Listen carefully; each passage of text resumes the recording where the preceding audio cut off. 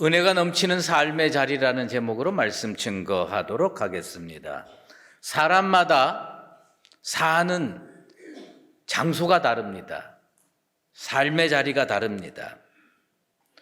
어떤 사람은 복이 흘러넘치는 자리에서 살고, 어떤 사람은 아무리 노력해도 복이 흘러나가는, 빠져나가는 나쁜 자리에 삽니다. 이것은 단순히 지형적인 장소를 의미하지 않습니다. 예레미야 선지자는 이스라엘 백성이 생수의 근원이 되는 여호와 하나님을 버렸기 때문에 물을 가두지 못할 터진 웅덩이 같은 삶을 살 수밖에 없음을 이야기하고 있습니다. 터진 웅덩이의 문제점이 뭡니까? 물이 다 빠져나가는 겁니다. 은혜가 고일 수가 없어요. 은혜가 쌓일 수가 없어요. 축복이 쌓일 수가 없어요. 바라건대는 우리 수유제일교회 성도들 가정, 직장, 그리고 우리 교회 은혜가 쌓이고 축복이 쌓이는 믿음의 터전이 되기를 주의 이름으로 축원합니다.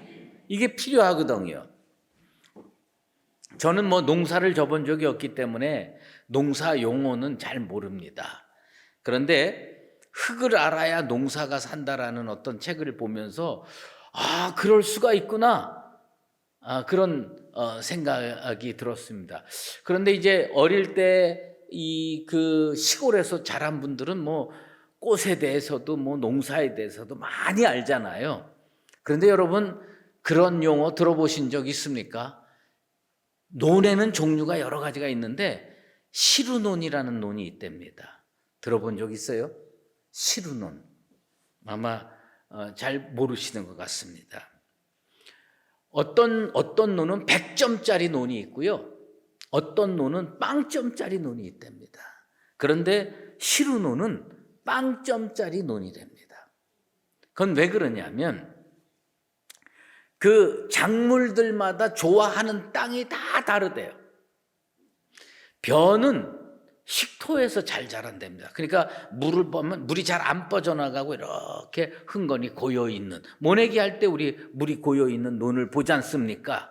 식토에다가 심어야 벼가 잘 자란답니다. 그런데 수박은 그런 데다 가면 다 썩는답니다. 수박은 사토를 좋아한답니다. 모래가 많이 섞여 있는 땅. 그래서 물이 잘 빠져나가야 된다는 겁니다. 그런데 이 모래 중에 조금 굵은 모래가 많이 섞여 있는 논을 시루논이라고 한답니다. 그러면 논에 물을 아무리 갖다 쏟아부어도 그냥 다 빠져나간대. 물이 다 빠져나가. 여러분, 옛날에 떡 어디에다가 했어요? 시루에다 했죠. 물 부으면 막 고여 있습니까? 다 빠져나갑니까? 다 빠져나가죠. 살림 좀 하세요. 다 빠져나갑니다. 그러니까 이 논이, 시루논은 뭐냐면 시루와 같은 논이다. 그래서 모래로 돼 있어서 물이 다 빠져나간다는 겁니다. 그러면 아무리 은혜를 장대비같이 쏟아붓고 사랑을 장대비같이 쏟아부어도 다 흘려보내니까 열매를 맺을 수 없는 논, 그게 시루논이라고 하는 겁니다. 여러분들의 마음의 터전, 인생의 터전, 삶의 터전이 시루논같이 되면 복 받을 수가 없다. 은혜 받을 수가 없다. 여러분의 마음밭이 시루논이 아니라 실한밭이 되길 바랍니다. 뭘 심든지 다 열매를 맺을 수 있는, 그래서 정말 30배, 60배, 100배의 결실을 맺는 실한 논의 인생이 되기를 예수 그리스도의 이름으로 축원합니다. 네. 그런데 이 실한 논과 같은 인생이 누구냐면 룻입니다.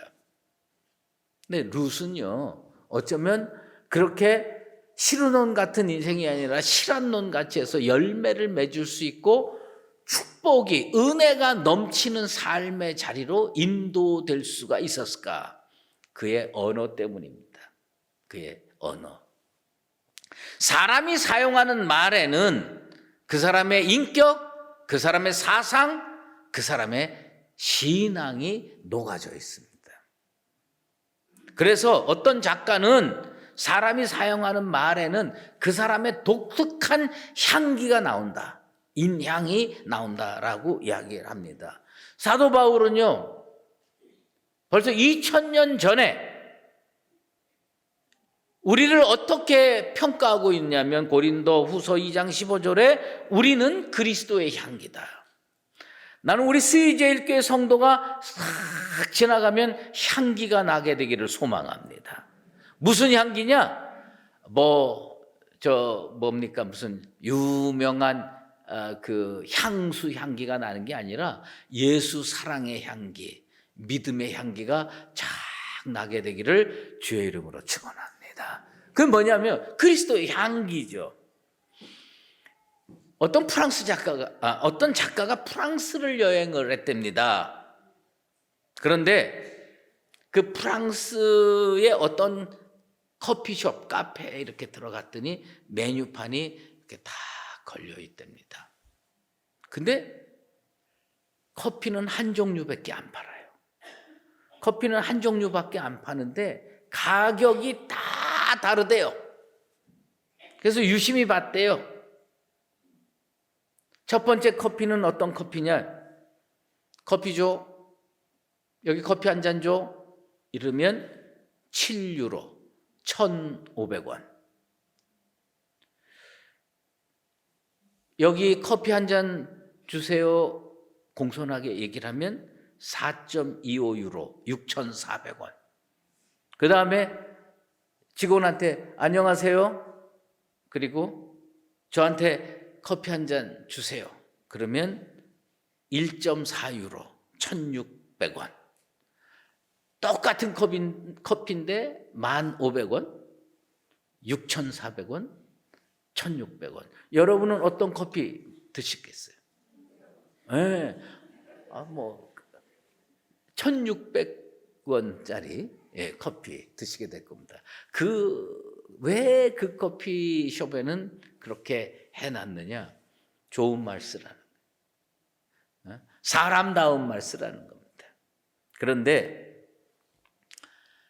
우상 섬기는 사람은요, 우상의 용어 씁니다. 예수 믿는 사람은요, 기독교 용어 씁니다. 룻은 우상 섬기던 모압 여인이었어요. 근데 어느 집으로 시집 왔습니까? 여호와 하나님 믿는 집으로 시집 왔습니다.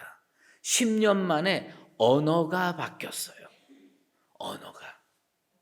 그래가지고 룻이 주로 사용하는 단어가 있어요. 이 사람마다요, 즐겨 사용하는 단어를 보면 그 사람의 신앙이 고스란히 드러나거든요. 룻은 입만 벌리면 이 단어 씁니다. 여러분 성경 읽으면서 발견했습니까? 룻이 대화할 때 꼭 이 단어 씁니다. 그 단어가 뭐냐? 은혜라는 단어입니다. 나오미한테 저 이삭 주우러 가겠습니다. 그럼 어느 밭으로 갈게? 이렇게 표현합니다. 내가 누구에게 은혜를 입으면 그 밭으로 가겠습니다. 은혜를 입으면 그 밭으로 가겠다 이야기합니다. 은혜라는 표현을 씁니다. 그 다음에 보아스의 밭으로 가게 됐습니다. 보아스가 룻에게 호의를 베푸자 룻은 보아스에게 절을 하면서 당신이 어찌하여 내게 은혜를 베푸십니까?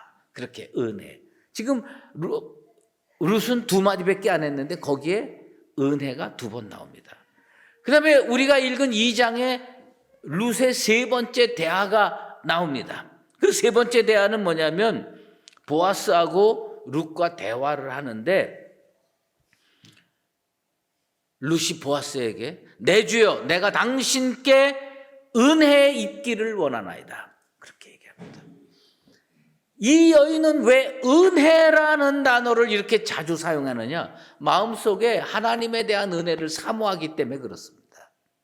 마음속에 신앙이 있으니까 신앙의 용어를 사용하는 겁니다. 난 우리 수유제일교회 성도들하고 대화를 하면 막 세상적인 말만 나오는 게 아니라 여러분 그 입을 통해서 복음이 나오고 그리스도의 은혜가 넘쳐나는 대화가 이루어지게 되기를 주의 이름으로 축원합니다.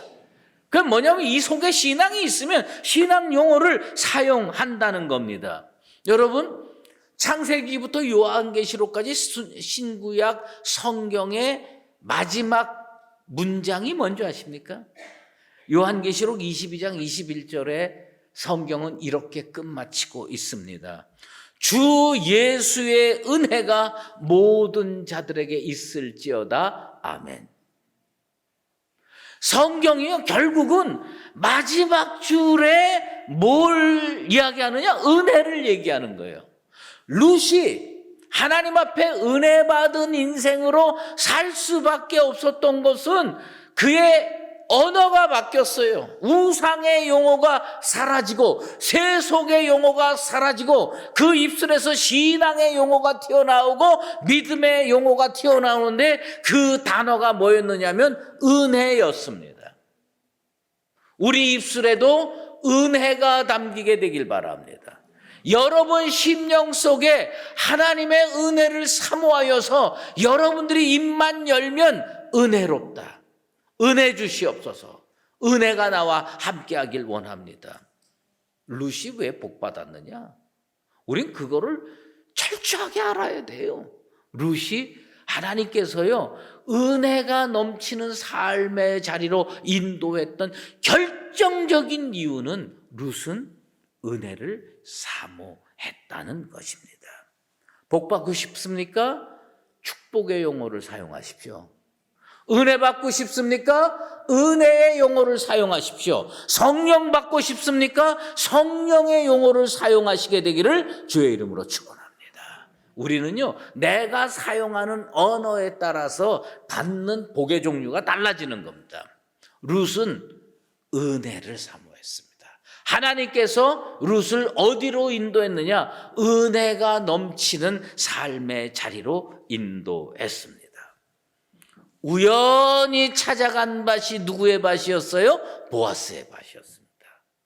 그런데 이 보아스의 밭에 마침 보아스가 자기 밭을 감찰하기 위해서 이렇게 딱 했습니다. 아, 잘 추수되고 있는가? 제가 이번에 경주에 다녀왔습니다. 경주에 다녀왔더니 어떤 집이 그 집 이름이 당호가 있더라고요. 근데 그 집 이름이 관가정이에요. 관가정. 그래서 그 관가정이 무슨 뜻인가 하고 유심히 살펴봤더니 볼관자를 쓰고요, 곡식 가자를 쓰는 거예요. 벼화변에 가정할 때 가자를 쓰는 거예요. 그건 뭐냐면 저 들판에 곡식이 잘 자라고 있는지, 뭐가 문제가 있는지 늘 보면서 살겠다. 그게 그 주인의 의지예요. 그러니까 그 집이 매일 그렇게 보니까 축복을 많이 받는 거예요. 여러분, 은혜를 바라보시면서 은혜를 사모하시면서 은혜를 주님께 구해서 은혜로운 인생 되시기를 바랍니다. 이게 필요한 거거든요. 그런데 이 보아스가 추수하는 밭을 갔다가 누굴 받느냐? 룻을 받습니다. 그리고 룻에게요, 배려를 합니다. 하나님은요, 보아스를 무엇으로 사용했느냐? 룻을 향한 축복의 통로, 은혜의 통로로 사용했습니다. 여러분, 룻이 중요한 거예요. 하나님 지금 입장에서는 룻이 중요해요. 룻을 중심으로 보아스가 오고, 룻을 중심으로 보아스의 밭을 오가고, 하나님께서 이 은혜를 사모하는 이 여인에게 모든 것을 집중해 주는 거예요. 그래서 그가 찾아간 밭이 복된 자리가 되는 거고, 그가 만난 사람이 복된 사람이 되는 거예요. 보아스가 룻에게 뭘 하느냐? 자기 밭에서 이삭을 주우라고 합니다. 다른 밭 갈 거 없어. 우리 밭에서 이삭을 주어. 그 다음에 그 추수하는 일꾼들, 소년들한테 룻을 건드리지 말라고 그러는 거예요. 귀찮게 하지 마라. 짜증나게 하지 마라. 건드리지 마라. 딱 명령합니다. 주인이 명령하는데 그거 어떻게 건드리겠습니까? 그 다음에 목마르면 그 일꾼들이 길어온 물, 소년들이 길어온 물 이거 마시면 돼요. 벌써 3가지 배려가 있어요. 그죠? 자기 밭에서 이삭을 주라. 그 다음에 이 소녀를 건드리지 말라. 그 다음에 물을 마음껏 마시게 해라. 일하다 보면 얼마나 목마르겠습니까? 그거 다 마음껏 마시게 하는 거예요. 그거 다 배려예요. 여러분, 우리가 어딜 가는데 나같이 부족한 인생을 누군가가 좋게 보고 먹을 것도 주고 물도 마시게 하고 좋은 자리 인도하고, 그 얼마나 은혜고 축복입니까? 여러분이 서 있는 삶의 자리가 은혜의 자리, 축복의 자리가 되길 바랍니다. 하나님이요, 은혜 사모하는 룻에게 그것을 허락했습니다. 그리고 어디로 초대했느냐? 보아스가 점심 먹는 그 식구들과 또 일꾼들과 점심 먹는 점심 자리로 초대를 했습니다. 여러분 생각해 보세요. 얼마나 룻이 배고플까요? 아마 도시락 못 사갔을 거예요. 지금 남의 집에서 이삭 주워가지고 밥 먹겠다고 하는 사람이 도시락인들 싸갔겠습니까? 사실 우리나라가 다 잘 살게 돼가지고 정말 요즘에 배고픔을 절절하게 경험하는 사람이 그리 많지 않을 겁니다. 예전에는 참 춘궁기, 보릿고개, 별 용어가 다 있고 먹고 살기가 어려웠지 않습니까? 저는 그렇게 어렵게 산 적이 없습니다만은 그래도 부모님이 다 먹을 거는 해 주셨어요. 그런데 제가 초등학교 때 세검정에서 후암동에 있는 교회를 다녔습니다. 근데 이 세검정에서 후암동까지 버스로 1시간 가야 돼. 그리고 남영동에서 한 15분에서 20분 걸어 올라가 가지고 교회가 있었습니다. 그런데 평상시는 아무 문제가 없습니다. 주일마다 아침에 밥 먹고 일어나서 교회 갔다가 교회 마치면 집에 와서 밥 먹으면 되니까 아무 문제가 없었어요. 근데 언제 문제가 생겼느냐? 여름 성경학교 때 문제가 생겼어요. 여름 성경학교를 요즘에는요 하루 하거나 길면 이틀 합니다. 근데 제가 어렸을 때 여름 성경학교 며칠 했느냐? 일주일 했습니다. 근데 그때는요 초등학교 애들도 새벽 기도에 나오라고 그랬어요. 아마 지금 새벽 기도에 나오라고 그러면 아마 부모님들이 데모할걸요? 왜 애들을 새벽부터 끌고 나가냐고? 근데 그 새벽부터 새벽 기도를 가는데요 1시간 버스 타고 가서 새벽 기도를 마칩니다. 그리고 집에 왔다가 다시 가기가 어려운 거예요. 그리고 우리 어머님은요 아주 원칙이 분명했어요. 버스표 2장 딱 끊어주고 그걸로 땡입니다.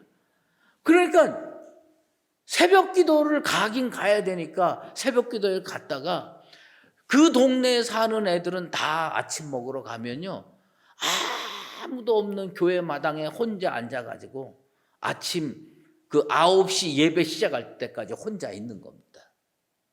혼자 있다가 나 왜 그렇게 궁상 떨었는지 몰라. 그냥 집에 가가지고 여름 성경에서 땡 치면 되는데 교회가 너무 좋고 그러니까 그냥 그렇게 했어요. 근데 문제는 뭐냐 하면 아침도 못 먹고 아침 예배 드리고요. 오후 예배가 또 있는 거예요. 그 점심 또 굶는 거예요. 그리고 그 다음에 뭐냐면 오후 예배 다 드리고 집에 가서 저녁을 먹는 겁니다. 그럼 우리 엄마가 그래요. 뭘 그렇게 밥을 허겁지겁 먹냐고. 하루 종일 굶어봐요. 그 얼마나 허겁지겁 먹게 됐냐. 근데 제가 그때 그런 거를 이야기하려고 한 게 아니고요. 한 사람을 얘기하려고 그래요. 어느 날인가 제가 교회 마당에 혼자 가만히 앉아 있으니까 어떤 선생님이 찾아왔습니다. 너 왜 집에 안 가냐? 저희 집이 세검정입니다. 그래? 그래서 저는 이렇게 사정을 쭉 얘기해요. 절 데리고요. 선생님들 있는 그 교사실로 데리고 들어갔어요. 그리고 빵 있죠. 그 빵에다가 딸기잼을 이렇게 쫙 발라가지고 우유 한 잔 주는데 나는요 내 평생 그 사람이 제일 훌륭하다고 생각합니다. 예? 몇 날 며칠 그저 하루에 한 끼 먹으면서 교회 뛰어다녔는데 그분 때문에 빵을 먹을 수가 있었습니다. 여러분, 배고픈 사람에게 먹을 거 주는 거 그 진짜 큰 은혜거든요. 보아스가요, 룻을 떡 먹는 자리로 인도했습니다. 그러면서 떡을 초에 찍어서 먹을 수 있게끔 배려를 합니다. 그런데 이 14절에서 가장 중요한 것을 우리는 간과하고 지나갑니다. 그 말이 무슨 말인지를 모르기 때문에 그래요. 그가 볶은 곡식을 줬다고 성경은 기록하고 있습니다. 보아스가 룻에게 볶은 곡식을 주는 겁니다. 아니 뭐 볶은 곡식, 떡하고 볶은 곡식 중에 뭐가 좋겠어요? 그런데 이 볶은 곡식은요, 특별한 겁니다. 이스라엘에서 언제 볶아 먹느냐? 추수하고 방금 털어낸 쌀로 볶은 곡식 만드는 겁니다. 여러분, 햇쌀밥이 맛있습니까? 1년, 2년 묵은 쌀이 맛있습니까? 햇쌀밥이 맛있죠. 이 볶은 곡식은요, 오래 거둔 거야. 어저께 그저께 걷어가지고 하나님께 첫 열매 드리고 그거 빻아가지고 그 다음에 뭘 합니까? 볶은 곡식 만든 겁니다. 너무너무 맛있는 거예요. 어떤 주경학자가 이렇게 얘기를 합니다. 이 볶은 곡식을 씹을 때 우유빛 밀의 상큼한 맛과 신선한 껍질의 향기를 우리는 느낄 수 있다. 먹어본 것처럼 얘기를 해. 그 얼마나 맛있겠어요. 그 볶은 곡식이 그렇게 맛있다는 겁니다. 근데 이거를요, 룻이 빼불리 먹고 집에 가져가서 시어머니에게도 드리는 겁니다. 룻은요, 복받을 수밖에 없는 며느리예요. 시어머니가 늘 마음에 있어. 그래서 뭐가 생기면 어머니 갖다 드리는 겁니다. 그래서 시어머니를 잘 공양합니다. 우리가 성경을 읽으면서 회복해야 될 신앙이 있습니다. 그 회복해야 할 신앙은 뭐냐면, 하나님이 내게 베푸신 은혜를 감사의 눈으로, 경이로운 눈으로 바라볼 수 있는 영적인 눈이 여러분 속에 있게 되기를 축원합니다. 하나님이 우리 가정에게 이런 은혜를 베푸셨구나. 예? 떡을 먹게 하든 물을 마시게 하든 볶은 곡식을 먹게 하든 그냥 자기는 넘치니까 주는가 보다. 이러면요, 복이 이어지지가 않습니다. 이게 정말 큰 사랑이로구나, 배려로구나. 그리고 저 뒤에 하나님께서 내게 은혜를 베푸셨구나. 여러분 집 불평의 온상입니까? 은혜의 온상입니까? 여러분의 집이 은혜의 온상 되기를 바랍니다. 나같이 부족한 사람 이곳에 살게 하셨구나. 하나님 감사합니다. 매일 보면서 진짜 하나님이 나를 이렇게 보살펴 줬구나. 이렇게 경이로운 눈으로 바라볼 수 있는 사람에게 우리 하나님은요, 은혜 위에 은혜를 더해 주실 줄로 믿습니다. 그리고요, 그렇게 감사하고 그렇게 경이로운 눈으로 보니까 하나님께서요, 은혜를 아예 밀어주기로 작정합니다. 자, 보세요. 과정이 있습니다. 남의 밭에 가서 이삭을 줍는 거는요, 가난한 사람들을 위해서 밭이 1000평이면 저 구탱이에 1평 정도 거기 이삭을 줍도록 안 베고 놔둡니다. 그러면 가난한 사람이 그 밭에 1명이 오겠어요? 2명이 오겠어요? 많이 올 겁니다. 그러면요, 그 밭에서 이삭 줍는 거는 아귀다툼입니다. 많이 주어갈 수가 없어요. 그런데 배려를 합니다. 보아스가 소년들에게 명합니다. 곡식단에서 줍도록 하라. 그러니까 막 추수하는 사이에 떨어지는 게 얼마나 많겠어요. 그거 이렇게 다 줍는 겁니다. 다른 사람들은 저 귀퉁이에 가서 줍는데 이 여인은 특별 배려를 받아가지고 그 사이에서 떨어지는 거 줍는 거예요. 그 다음에 마지막 단계가 있어요. 그 단계, 하나님이 이렇게 은혜를 베푸셨구나. 소년들에게 명령합니다. 곡식단에서 뽑아서 버려라. 곡식단에서 뽑아서 버려라. 여러분, 눈치 보고 줬던 여인이요, 이게 그냥 주술께 널려 있는 거예요. 주술께 널려 있습니다. 그러니 얼마나 풍성하게 얻어갈 수 있겠습니까? 이게 다, 여러분, 추수하는 소년이 1명이겠어요? 2명이겠어요? 10명, 20명 될 거예요. 근데 이 소년도 곡식단에서 턱 버리고, 저 소년도 곡식단에서 턱 버리고. 그러니까 이게 그냥 차고 넘치는 거예요. 그런데 마지막에 보면 어떤 표현이 나오냐면 이런 표현이 나옵니다. 17절에 보면 룻이 밭에서 저녁까지 줍고 그 주운 것을 떠니, 그러니까 이제 이삭들을 이렇게 다 주웠어요. 그리고 그거 부피가 많이 나가니까 그냥 들고 갈 수가 없잖아요. 그러니까 뭐냐면 우리로 얘기하면 돗자리나 이런 것들 쫙 펼쳐놓고 도리깨를 사용하든 뭘 사용하든 털 거 아닙니까? 여기 성경에 뭐냐, 주운 것을 떨었어요. 그래가지고 얼만큼 됐냐? 한 에바가 됐다는 거예요. 한 에바는 22kg입니다. 저 모퉁이에서 한 평 남짓한 벼이삭 줍도록 허락한 곳에 10명, 20명이 거기서 주면 얼만큼 됐냐? 예? 그저 한 움큼, 겨우 목구멍에 풀칠할 정도로 한 움큼. 그런데 이 여인요, 떨어서 알갱이만, 곡식 알갱이만 모으니까 한 에바가 됐어요. 몇 리터냐? 22리터. 예, 21리터. 우리로 얘기하면 한 말 이상 되는 걸 떡 하고 메고 갈 수가 있습니다. 삶의 자리가 은혜의 자리가 되어야 됩니다. 삶의 자리가 하나님께서 인도하시는 축복의 자리가 되어야 됩니다.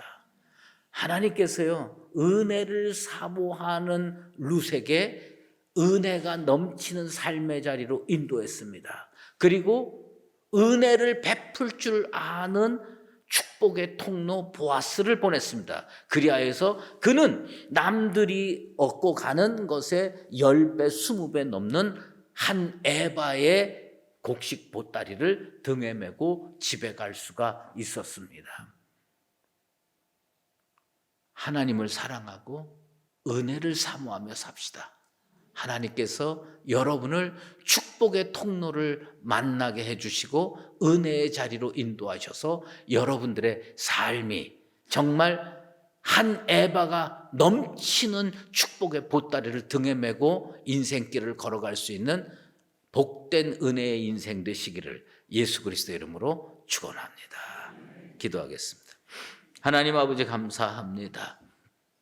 오늘 룻이 언어가 바뀌었습니다. 우상의 언어에서 믿음의 언어로 바뀌었습니다. 우리 입술에 언어가 바뀌기를 원합니다. 내 마음에 가득 찬 예수 그리스도를 향한 믿음과 사랑이 열매로 맺어져서 내 입술에서 복음이 터쳐나오고 은혜의 말이 터쳐나오게 도와주시옵소서. 하나님, 나의 인생, 우리의 인생, 우리 성도의 인생, 은혜가 넘치는 복의 자리로 인도하여 주시옵소서. 그리하여서 세상 사람들은 혹시 한 움큼 가지고 돌아갈지 모르지만 우리 성도들은 한 에바를 등에 메고 돌아가는 축복의 인생들 다 되게 도와주시옵소서. 예수 그리스도의 이름으로 기도드리옵나이다. 이제는 우리 주 예수 그리스도의 은혜와 하나님 아버지의 극진하신 사랑하심과 성령의 인도하시고 교통하심이 룻처럼 은혜를 사모하여 하나님께서 복의 통로를 보내주시고 은혜의 자리로 인도하셔서 하나님이 베푸시는 은혜를 마음껏 누리며 살기로 작정하는 사랑하는 수의제일교회 모든 믿음의 권속들과 주님의 몸된 교회 위에 이제로 영원히 함께 계시옵기를 간절히 축원하옵나이다. 아멘.